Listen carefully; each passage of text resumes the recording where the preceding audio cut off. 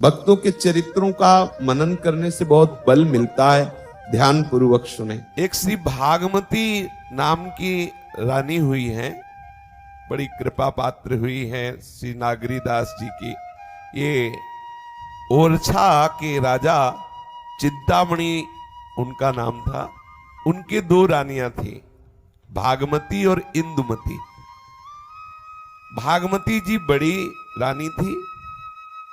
स्वाभाविक उनका खिंचाव प्रभु के चरणों में था, क्योंकि इनके माता पिता के यहाँ संत महात्माओं का आना जाना राज घराने से थी, तो संतों की सेवा होती रहती। जहां संत महात्मा आते रहते हैं वहां निश्चित भक्ति के परमाणु परिवार के हृदय में प्रकाशित हो जाते हैं।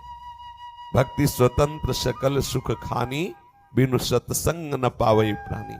तो बच्चापन से संतों का दर्शन, संतों की जूठन पाना, संतों के समीप बैठकर भगवत चर्चा सुनना, सीधे भगवत भक्ति की महामहिमामयी प्रेममयी वृत्ति को प्राप्त हो जाता है उपासक, जिसको सौभाग्य मिलता है। 4 महीने दासी पुत्र रूप में जन्मे देवर्षि नारद जी को जो सौभाग्य मिला, संतों के झूठे पात्रों का मार्जन करना, संतों की जूठन पाना, संतों के उपदेश सुनना, उनकी आज्ञा में 4 महीने चतुर्मास सेवा से ऐसी महामहिमामयी वृत्ति प्राप्त हुई कि 5 वर्ष के बालक है, मां पधार गई, सब छोड़कर चल पड़े हरि के लिए। और वो स्थिति प्राप्त की जो बड़े बड़े महापुरुषों को भी दुर्लभ है। जिस समय देवर्षि नारद जी वीणा में झनकारते हुए प्रभु का स्मरण करते हैं, तो जहां जैसी भावना करते हैं वैसे ही ठाकुर प्रकट हो जाते हैं। देवर्षि नारद जी ऐसा नहीं कि वो कभी कभी प्रभु के दर्शन कर ले जाते हैं, जहां जो लीला का गायन करते हैं उसी लीला का उनके सामने भगवान साक्षात्कार कराते हैं। बड़े प्रेमी महाभागवत। लेकिन आप मूल में देखो, 4 महीने महाभागवत जनों के बीच में रहना, उनकी जूठन पाना, उनके पात्रों का मार्जन आदि सेवा करना, और उनके श्रीमुख से निकले हुए महामहिमा में भगवत रस का श्रवण, ऐसी स्थिति प्रदान कर दी। श्री भागमती बाई अपने माता पिता के यहां से ही ऐसे संस्कार से युक्त थी। पर ये जो राजा था जिसका नाम चिंतामणि था, जिसके साथ इनका ब्याह हुआ था, वो विषयी था। प्रभु के चरणारविंद की तरफ कोई उसके हृदय में खिंचाव नहीं था। अब ये ब्याह तो हो गया, पर अपने भक्ति के रंग में किसी भी तरह का विषय रंग नहीं चढ़ने दिया। ये होता है उपासक का पूर्ण रूप से प्रभु के चरणों में मन का अर्पित हो जाना। भगवान श्री कृष्ण चंद्र जो इस श्लोक में कह रहे हैं, मयि अर्पितात्मना सभ्य निरपेक्षस्य सर्वतः। यद्यपि ये पति है, पूर्ण रूप से समर्पित हैं, इसी के महल में रहती हैं, पर अपनी भक्ति में किसी भी तरह का विषय रंग नहीं चढ़ने दिया। ये कोई बड़ा भाग्यशाली निष्ठावान उपासक ही ऐसा कर सकता है। नहीं तो जहां विषयों का संयोग मिला, जहां प्रतिकूलता मिली भक्ति की, तो फिसल जाता है। उसको लगता है अब यद्यपि मेरे हृदय में प्रभु के प्रति श्रद्धा थी, लेकिन भगवान ने साथ नहीं दिया, ऐसा पति दे दिया, ऐसा व्यवहार दे दिया, वो नाना प्रकार। लेकिन जो निष्ठावान होता है उसको कोई परास्त नहीं कर सकता, क्योंकि उसने अन्य का आश्रय ही नहीं लिया। लोक व्यवहार में पति पुत्र आदि ये सब व्यवहार, लेकिन उसके हृदय का जो आश्रय का केंद्र है वो तो प्रभु के चरणारविंद होते हैं। जो भगवत अनुराग के मार्ग में चलता है, अगर कहीं उसकी भक्ति बाधित होती है तो ये प्रभु कृपा करते हैं, ऐसे अनुरागी महाभागवत का संग देते हैं, पूछो मत। प्रभु की बहुत अद्भुत कृपा होती है। अब ये जो उनके पति चिंतामणि जी थे, ये दिल्ली के मुगल बादशाह के अधीन थे, क्योंकि छोटे छोटे राजा बादशाह की आज्ञा में रहते, तो प्रायः ये बादशाह की आज्ञा के लिए पालन करने के लिए जहां वो भेजता जाया करते, इसलिए अधिक समय इनका बादशाह के समीप ही दिल्ली में व्यतीत होता। तो जब कभी वो आते तो छोटी रानी जो इंदुमती हैं, वो बड़ा आसक्त चित्त था, और भागमती तो एकांत सेवन करने की वृत्ति, भजन में पर वो महल के अंतर्गत ही संतों को बुलाना, उनकी सेवा करना, उनसे भगवत चर्चा सुनना, वही प्रभु के चरणारविंद की प्रेम वृत्ति बढ़ाने वाली चेष्टा करना। एक बार श्री नागरीदास जी जो बरसाने में श्री हितजू महाराज की रसरीति में मगन होकर प्यारे जू के चिंतन में डूबे रहते, वो पहुंचे। पहले हमारे वृंदावन के अनन्य रसिक जन लोक में प्रियालाल के प्रेम रस का रसास्वादन करने वाली वृत्ति बढ़े, इसलिए कोई मंडली बना करके, कोई दो चार, कोई अकेले भी भ्रमण करते थे।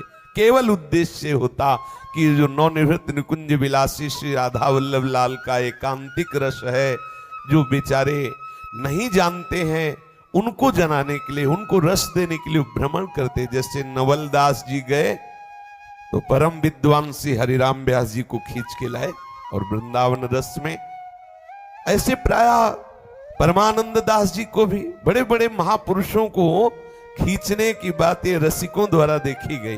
यद्यपि वो भक्त हैं, जैसे भागमती जी भक्त हैं, स्वाभाविक भक्त हैं, लेकिन अब ऐसी परिस्थिति आई कि अब इनका पति विषयी है और ये राजरानी रूप में है, महलों में है, और भक्ति का रंग विशेष तभी चढ़ता है जब अनुरागी भक्तों का संग बराबर बना रहे। तो उनकी चर्चा सुनना, प्रभु के विषय की बातें सुनने से उपासक के हृदय में बहुत शीघ्र प्रीति का वर्धन होता है। उपासक तड़पता है कि कहीं मुझे भगवत चर्चा, जहां जहां पिय की बात सुने खोजत तिन गैनन, बावरसो रस में फिरे खोजत नेह की बात। और ये नागरीदास जी महाराज जैसे महापुरुष पूछो मत, 7-7 दिन श्रीमद चतुरासी जी की एक एक पंक्ति में डूबे रहते। ऐसा महारस इनके हृदय में जागृत हुआ कि श्री चतुरासी जी के किसी पद में, किसी भी पंक्ति में डूबे हैं तो पता चला 7 दिन व्यतीत हो गए, 7 रात्रि व्यतीत हो गई। न भोजन की सुधि है, न पानी की सुधि है। बरसाने में एकांत में ऐसे भजन में डूबे रहते कि स्वयं श्री जी एक दिन बालिका के रूप में आई और कहा, बाबा तू तो मधुकरी मांगने भी नहीं जाता, देखो मेरी मैया ने ये भेजा है, माधुकरी पा लेना। और माधुकरी जाया कर, श्री जी को बहुत कष्ट होता है। ऐसा श्री जी ने स्वयं नागरीदास जी से कहा कि माधुकरी मांगने जाया कर, श्री जी को बहुत, राधा रानी को कष्ट होता है, कई कई दिन तुम भूखे रहते हो, माधुकरी नहीं मांगते तो श्री जी को अच्छा नहीं लगता है। स्वयं श्री जी बालिका के रूप में आके नागरीदास जी ऐसे भजन में डूबे हुए महापुरुष का सौभाग्य श्री लाडली जी प्रदान कर रहे हैं भागमती जी को। भागमती जी यद्यपि विपरीत परिस्थितियां उनको घेरे हुए हैं, पति विषयी है, राजा है, महल से वो ऐसा नहीं कि एकदम एकांत में जाकर भजन साधन करें, एकांत में संतों की सभा में बैठे या तीर्थ याटन करें, ऐसा नहीं।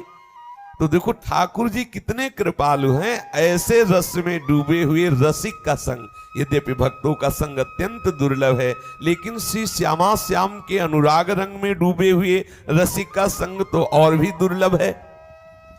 किसी सेवक ने सूचना दी भागमती जी को कि एक वृंदावन के रस में डूबे हुए बड़े ही वैराग्यवान और अनुरागी रसिक पधारे हुए हैं, जो उनके निजी जन थे। उन्होंने सोचा, भागमती जी तो विकल हो गई कि कोई वृंदावन का भगवत प्रेमी महापुरुष पधारा, अब हमारे सौभाग्य कैसे उदय हो, कैसे वो आवे।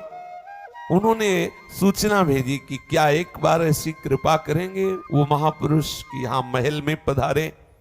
भागमती बाई के वो सरस भावना नागरीदास जी के हृदय में आकर्षण पैदा किया। वो सेवक जाके प्रार्थना किया तो नागरीदास जी आए। नागरीदास जी की रसमयी शोभा दिखती, रसिकों की अलग शोभा होती, उनके नेत्र घूर्णित होते, वो ऐसे देखते हुए भी लगता है कि कहीं और देख रहे, कहीं और देश में है। देखते ही इतना आकर्षण हुआ भागमती के हृदय में कि लगा अभी तक मेरा जीवन अधूरा रहा, अभी वो प्रेम रस, अभी वो उपासना मेरे हृदय में जागृत नहीं हुई। नागरीदास जी के चरणों में प्रणाम करके कहा, आप जिस रस में डूबे हुए हैं, वृंदावन नित्य विहार रस, मैं उस रस का अनुभव करने की अंदर इच्छा रखकर आपके चरणों का आश्रय लेती हूं।